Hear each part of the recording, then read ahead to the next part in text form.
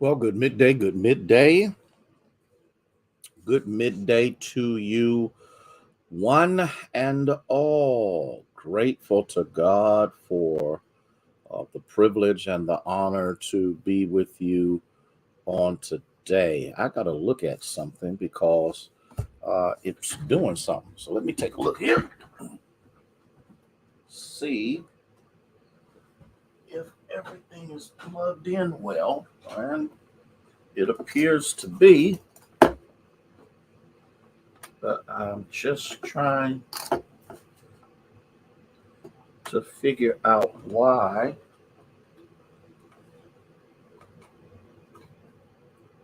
Oh, no, it's good.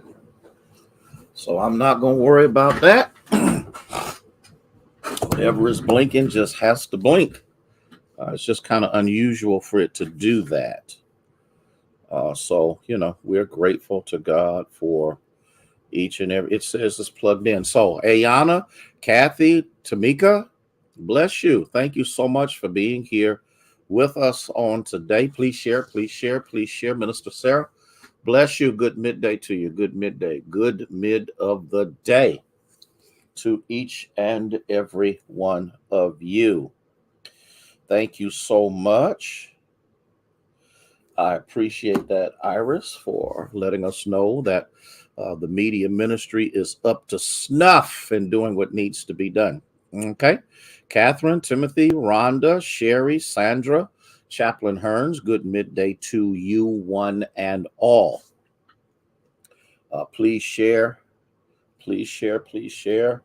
That would be wonderful if you would do that. Jemison, thank you so much for being here with us and being a part of our learning experience. Lisa, thank you so much for being here on today. And so we are thankful to God for you, one and all. At the eye doctor. Okay. I said hello. We are at the eye with her. Oh, you got the gang with you. I see, says the blind man. Ethel, Cora, bless you. Thank you for sharing. Carolyn, thank you so much, so much, so much. Ella May and Iris, y'all keep an eye on each other now. Make sure y'all stay out of trouble. Bless his holy name. And so we are again so grateful. Kim, good midday to you. Thank you so much for being here with us on today. Carletta Gaither, thank you so much. Thank you, thank you, thank you, thank you, thank you, thank you, thank you, thank you, thank you. I appreciate that more than you know. Misty, bless you. Vernice Raymond, thank y'all so much for being here with us on today. This is the day is that the Lord has made. We shall rejoice and be glad in it.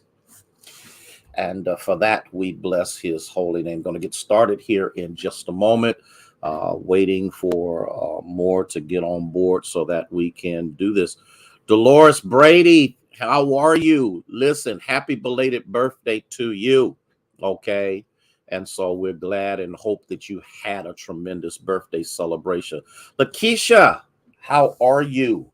Thank you for being with us on today. We are grateful for you, one and all. Okay, Patricia, bless you.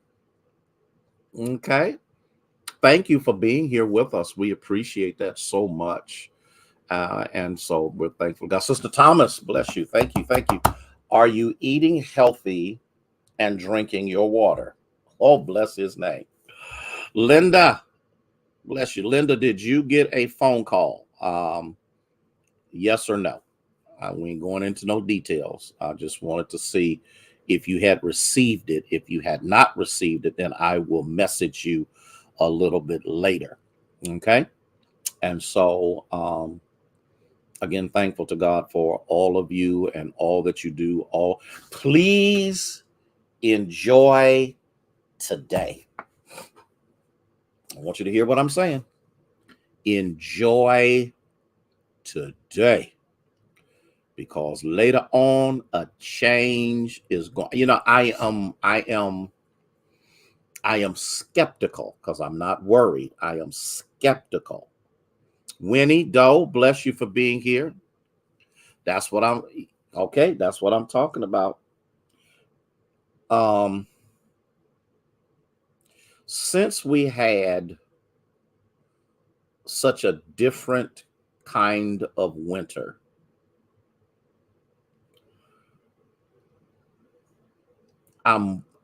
and since much of the country has met with cataclysmic destruction, get them grills going. Listen at you. I'm not sure what kind of spring, summer we're going to have. We are either going to have blistering hot or we're going to be cool. I'm not sure which one. And I mean, if I wanted to be theologically correct, God says, you're neither hot nor cold. So let me move on. Let me get started. I got two questions. For today. Let's see. Ida, bless you, dear. Okay. Thank you, Linda. I appreciate that. Daryl Jones, bless you, my friend. Thank you for being here. Elder Pamela Mansell, we are praying for Akron. We're praying for Akron. The fact that not one police officer was indicted, 46 bullets riddled that young man's body, 96 bullets were shot at him. And that's all I'm going to say. I would have never in my lifetime, Nancy, never. I'm from Akron. I would have never. Now, I'm going to call it like it need to be called. I remember in my younger days, I'm going to tell this story and I'm going to move on, okay? I worked every day. I never sold drugs. I never did anything like that. I worked. I had a 1969 two-door Cadillac Khalees DeVille. And at that time, APD was as racist could get. And I never shall forget the day that they pulled me over. I was close to Parms Cleaners. That was the black cleaners on the west side of Akron. And they pulled me over in the park because the Lawsons used to be across the street. And they pulled me over. I did not have, Minister Clay, bless you. Thank you for being here. I did not have music blaring, though I had that stuff way before they even knew what that stuff was, because I went to school for electronics. They pulled me over. They yanked out my 8-track. So that tells you how long ago it's been. Went in the trunk, tore out all of the equipment that I had, and told me to have a good day. So this is nothing new in Akron. It's been going on since the 50s, 60s, 70s, 80s, 90s. So we need to pray, because to shoot and to penetrate his body 46 times with bullets is ridiculous. Minister Marcia, how are you? But here's what I've learned. And if you didn't pay any attention to what I taught yesterday, it says it's better that a millstone be hung around your neck and you be drowned in the sea than to offend one of these little ones. Okay. That's another thing that's going on. Young man just rang the doorbell at the wrong house, got shot. Young lady who was not black, she was white, pulled up in the driveway to turn around and got shot. We live in a state, y'all, where we have a right to carry without any training whatsoever. The governor signed it into law and the legislature passed it. And that's all I got to say. When I tell you I'm on a mission to make sure that every senior citizen can vote, because a lot of times we don't pay any attention to those older persons who are in positions and with this issue with identification, whatever. I got some stuff getting ready to take place. Trinette, how are you, dear? Pee Wee, bless you for being here. Okay. And so I'm doing what I need to do. I'm going to get into these nursing homes. I'm going to make sure that these older citizens have the right to vote. If they don't have a driver's license, I got a means whereby they will be able to get a state ID. I'm working on this as we speak. It's not going to be in place for the primaries, but I guarantee you when the time comes, and I got a whole lot to say about a whole lot of people who are in power that need to be yanked out. And I'm going to say this, and I'm going to say this because it needs to be said.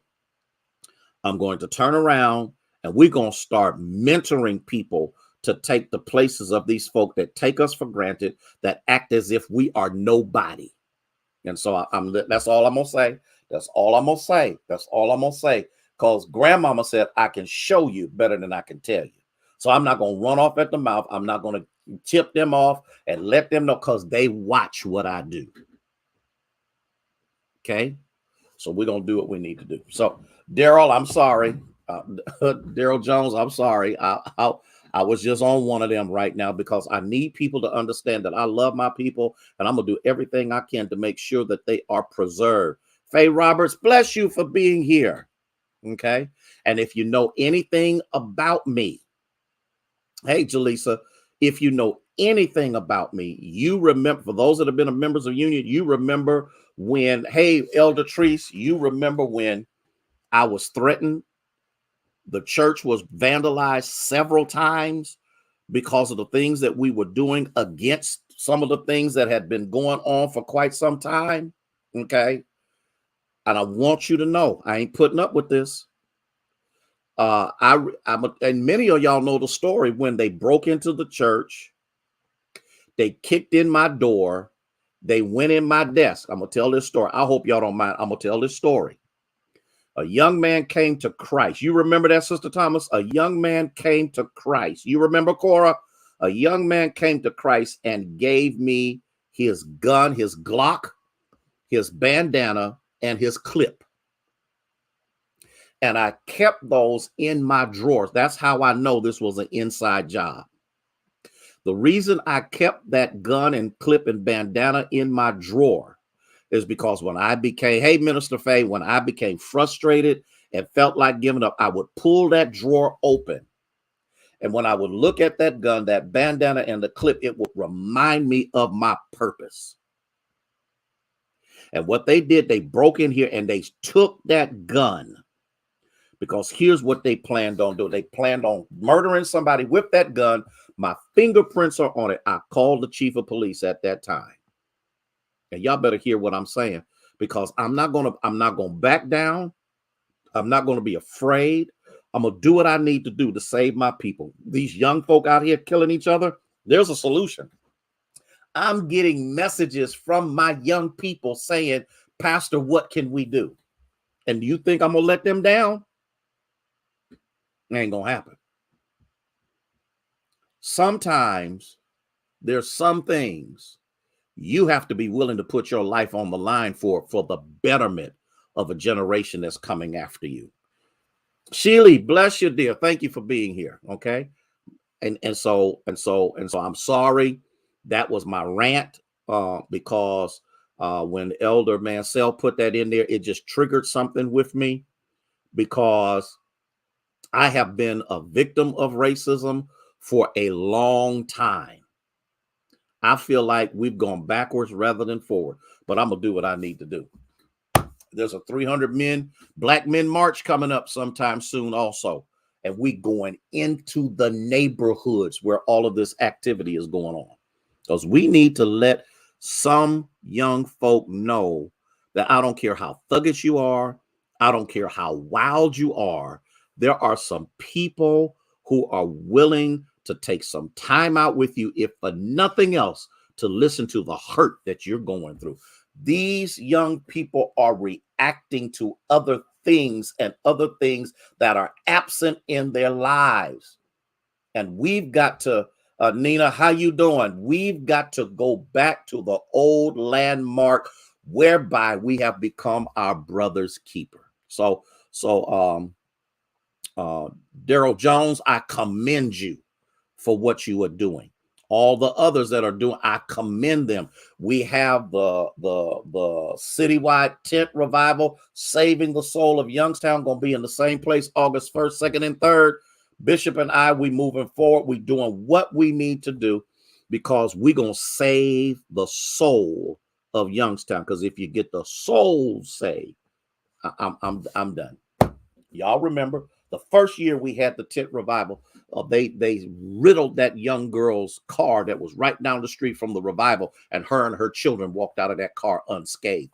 You're not going to tell me what God can't do. Now, I'm sorry. I'm hurt. I'm frustrated, and I'm tired. And I'm not going to be militant. I'm not going to do that. Although I want to.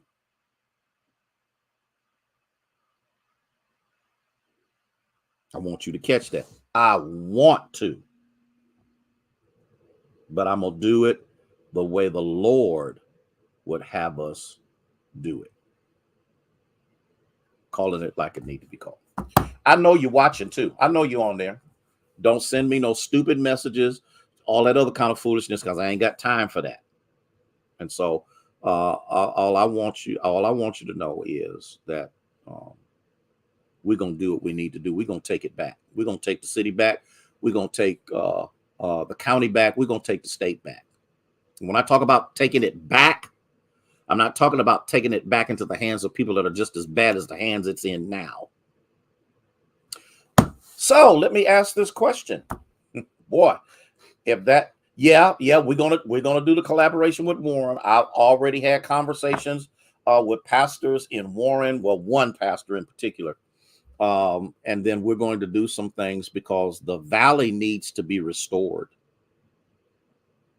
The valley needs to be restored. And so here's my question. When the Lord looks at you, what question does he ask himself? Why do you keep what you know you should get rid of? Ooh. Why do you keep what you know you should get rid of? In case you're wondering where I'm coming from, it's Matthew chapter 18 and starting at the 8th verse. If your hand or foot causes you to sin, cut it off and cast it from you. It is better for you to enter into life lame and maimed rather than having 2 hands and 2 feet to be cast into everlasting fire. If your eye causes you to sin, pluck it out and cast it from you. It's better for you to enter into life with 1 eye rather than having 2 eyes to be cast into hell. What sin do you still love that you know don't love you?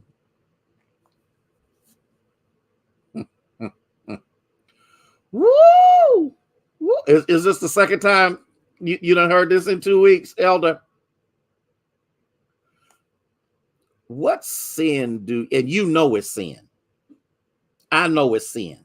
I ain't trying to put this out here like I ain't got no struggles myself, because I'm gonna be for real. I'm gonna be real with you. I'm struggling. I told y'all something the other day when road rage rose up in me, and this guy just kept honking his horn, and I was in a roundabout. I couldn't get out because there was this 18-wheeler that was sitting there, and he laid on his horn, like I needed to go around it. And what is it? Pastor Bishop Thomas would say, confession is good for the soul, but bad for the reputation. And it clicked. And I got so angry, I pulled up in the parking lot of the gas station, and I sat there waiting on him to come around it, because I'm telling you, it just clicked. And I said to myself, I have not been this angry in decades. I have not been this angry in decades. And I had to bring myself back under control, because when you are angry, you quit thinking. I'm going to tell you what the enemy did. The next day, driving home, and it had to be something that was going on, that I was going home at night, another car pulled right up beside me on 76 and rode beside me and looked at me. And I said to myself, okay, it's going to go down like this. Is this how it's going to be? And I had to bring myself back under control, because I know me. I know my family's. Hey, Nisi. I know Lavonda. I know my family tree. I know my dad, my mom, and my grandfather's proclivities. And we don't take much. So that's why you can't tell me that I ain't saved, because I know the old me. I was one of the boys for one of the most notorious people in the city of Akron. And Elder Pam, I ain't going to tell you his name, because I know you know who he is. I was one of his boys back in the day. So here's what you have to understand. Old things have passed away, but sometimes the enemy, hey, Mary Moss, sometimes the enemy will trigger you to go to old ways. And so in the midst of this, if your hand or your foot calls you to sin, you need to cut it off. Governance is what the hand means, which means if you can't govern properly without doing things that are against the will of God, then that governance activity ought to be cut off. When it talks about the foot, it's talking about endeavors. So what am I saying? If I am not governing appropriately, whatever is stopping me from governing properly. Now, somebody might say, well, what's that got to do? I didn't say government. I said governing, which means what? I have governance over certain things. My house, my children, my wife, the church, other things that I'm a part of, district, state convention. I have governance. Sherry Rozier, I wish I had somebody. I just need 10 real people out here. I have governance. I'm the board chair of the Ohio Organizing Collaborative. I'm on the board for I have governance. And so what I have to recognize is that if God is kind enough to place me in those positions of authority and influence, that I have to make sure that I stay under control. I have to make sure that my endeavors are right and holy. Hey, Gwen, that's my aunt, my niece. I'm her uncle. Listen, I have to make sure that in order for me to lead, I have to be willing to be led. I have to be willing to do so. Now, it says, now let me go look, and if your eye causes you to sin, pluck it out and cast it from you. For it is better for you to enter into life with one eye rather than two eyes and be cast into hell fire. Your eye is your ability to perceive and acknowledge or process knowledge. What are we saying? It is better for me to get rid of the impediments or the impediments that are in the way of God ruling in my life than to be cast into hell because of my unwillingness to be changed. That's kind of deep, ain't it? That is kind of deep, ain't it? Well, the Lord will never send you to hell. No. What did I say? And I'm trying to remember what I said. It was either last night at midweek or whatever the case may be.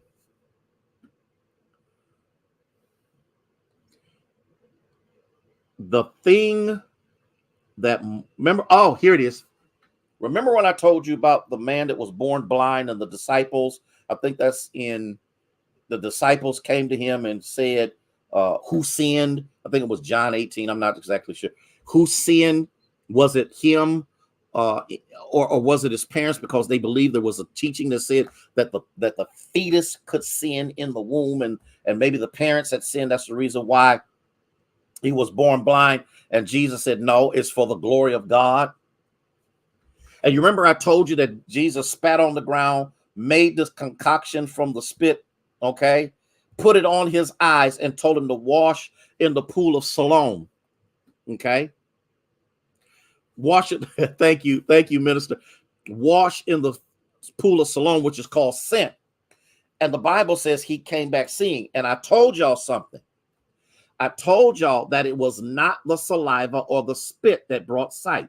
It was his obedience. Jesus, see, I'm about ready to shout. I'm about ready to shout. We, thank you. We need to recognize and understand that there is so much that God wants to do in and through us. There are so many demonstrations of his power, his grace, his mercy, and his love that wants to be brought through us into the lives of other people. But the problem is we just don't want to obey. It was not the spit. It was not the dirt. It was the obedience of the blind man that when he did what Jesus could have spoke to him and said, open your eyes. Jesus could have did other laid hands on him, open his eyes, but it was okay.